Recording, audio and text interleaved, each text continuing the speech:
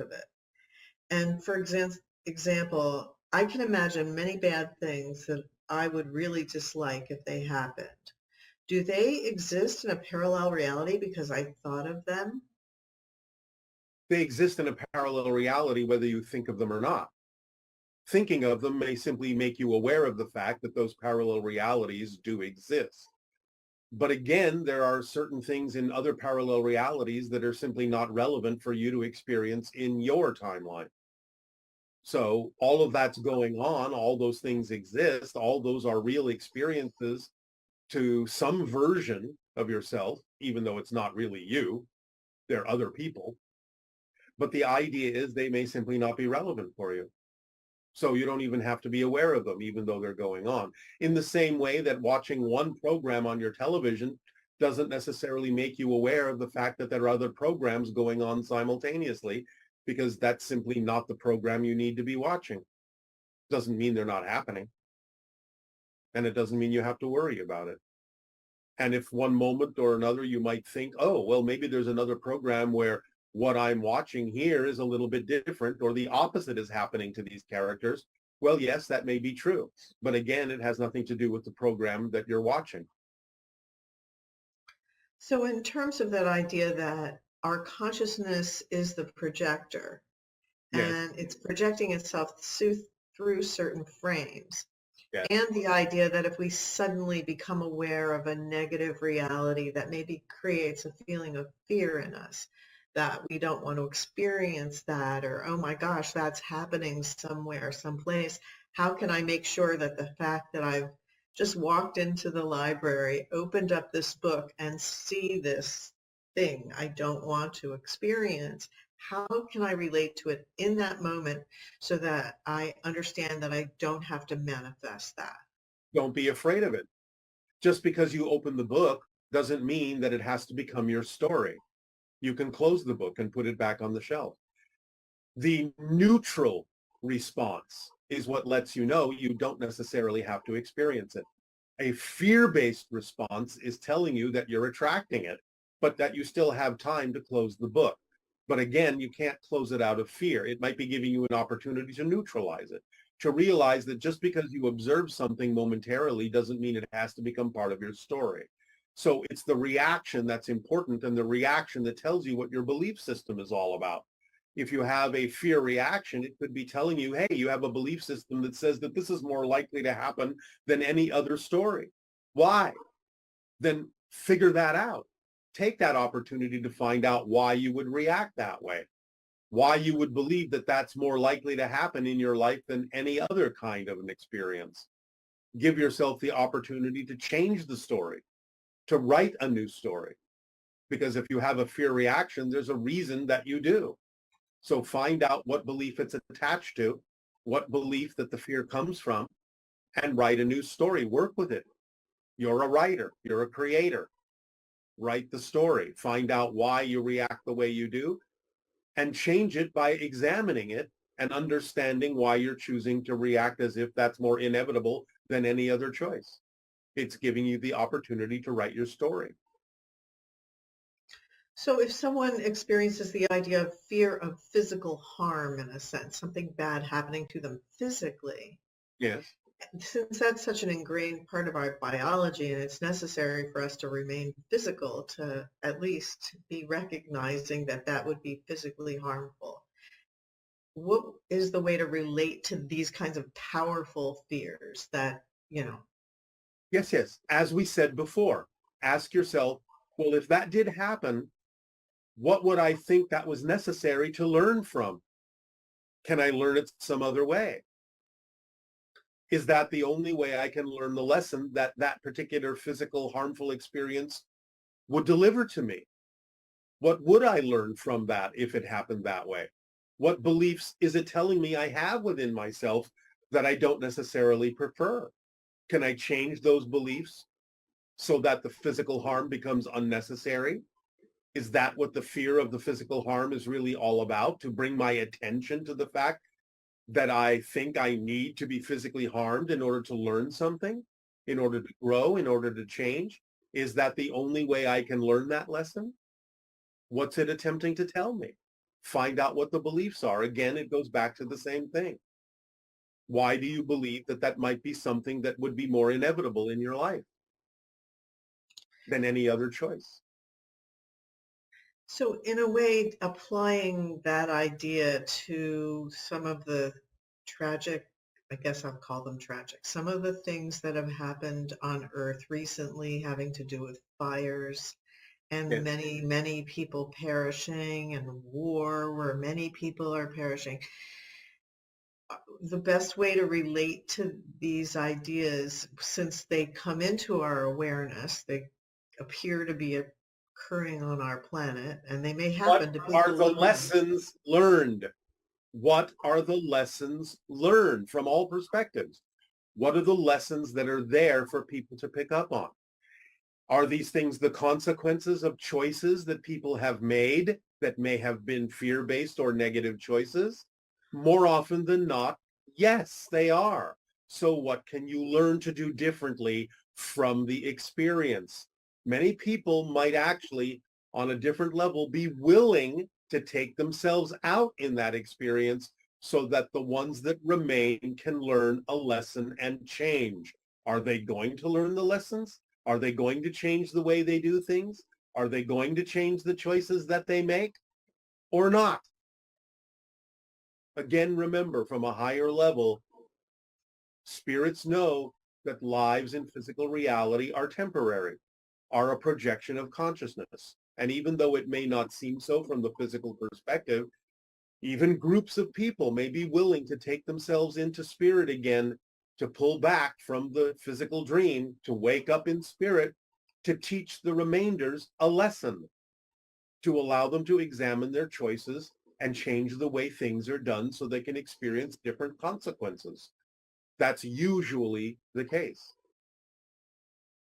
So even when we see that some people have made choices that have led to their demise in one way or another, you can never really know if they're not, in a sense, sacrificing themselves, and for a higher purpose there and affecting many people.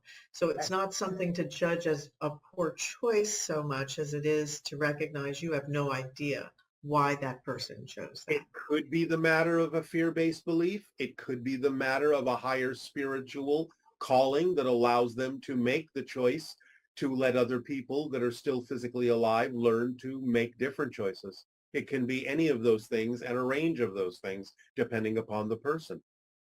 And is But it also, the agreement is still made from a higher level that they will do this together, no matter what the individual reason is. The timing has been chosen by all of them to do it, to take that as an advantage, to base it on a consequence of either their individual belief systems or the collective belief system of what can serve the greater good.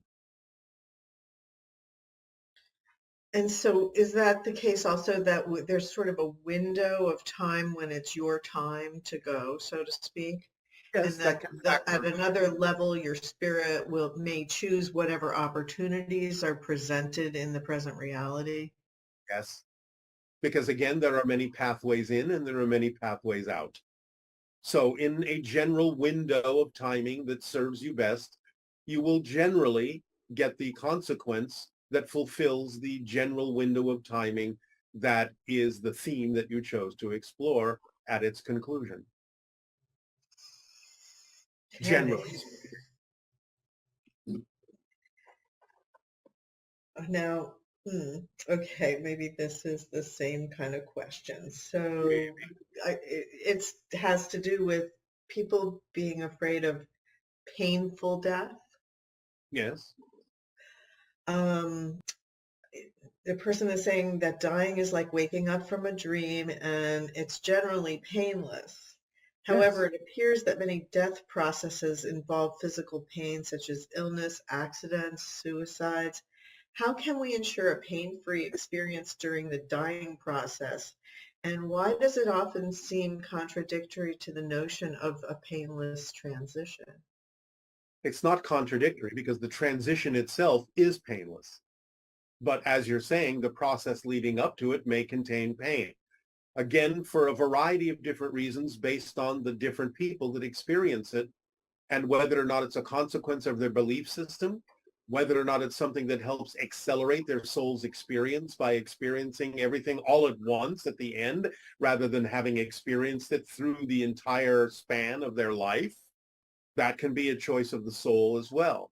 It's like burning off the idea of experiencing negativity all at once instead of experiencing it spread out through the lifetime. A soul can choose that kind of an experience. It could also be an experience that gives someone left alive something to think about, something to learn from, something to change their reality by seeing what that person is going through. Again, it can be a variety of reasons based on the number of people experiencing the idea of pain. You have to take it on a case-by-case basis. You have to understand the reason why that's being experienced, and there are any number of reasons why. Okay, and so many people are brokenhearted when their dog dies. Do dogs go to heaven and wait for us there? Yes, everything goes home. Everything goes home. It's where you are. It's where you come from. Physical reality is just a projection. Your real home is in spirit. That goes for anything and everything. That's why people who have, quote unquote, near-death experiences often get a glimpse that some experiences in non-physical reality appear to be very physical. Oh, there are trees and buildings and animals and people. Remember, it all starts there. It's not as below, so above. It's as above, so below. All those things that you think of existing in physical material reality exist first and foremost in spirit. So all of you are in spirit right now, and everything is in spirit right now. There is already a spirit version of everything that you experience in physical reality. It's experienced a little differently, of course, in spirit, because the space-time factor is different there. But nevertheless, it's all there. Shall we just use this linear term? It's all there first. Then it crystallizes into physical materiality, just to put it in a linear frame of reference. Now, of course, it all exists simultaneously, but you get what we're saying. As above first, then so below. So yes, of course, everything exists in spirit because that's where everything actually resides right now. The idea of a physical dog is a projection of consciousness from the dog's consciousness in spirit. So yes, of course, it goes back to spirit because it's never left spirit. That's where it exists primarily, first and foremost, just like you, just like trees, just like rocks, just like anything. Amazing. And lastly, because we are running out of time, unfortunately, or fortunately, how are parallel realities and mirrors, actual mirrors on Earth, connected? How do parallel realities you've talked about today differ from parallel universes? Again, a parallel universe is just, in a sense, a collection of frames of static parallel reality, photos, so to speak.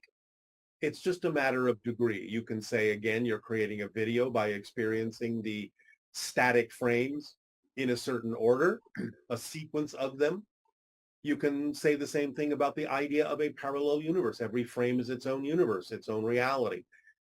The idea, again, is that it all goes hand in hand with the shifting that you do. You're creating a universe with every shift, experiencing a new universe with every shift. It's part of the photo, the static frame, because the totality, that's why we say every change is a total change. You're totally changing universes because everything that you understand goes with the change.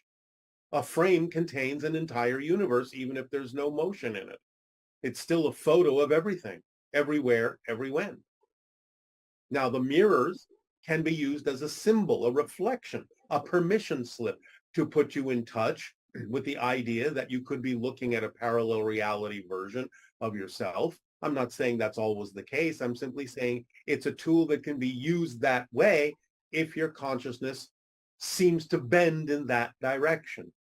because it's all about light, it's all about energy, it's all about frequency, and therefore mirrors are symbolic of the idea of a mirroring, and parallel realities are symbolic of a mirroring, and a mirror can be used as a window if your consciousness bends that way, as a permission slip, if you're so inclined.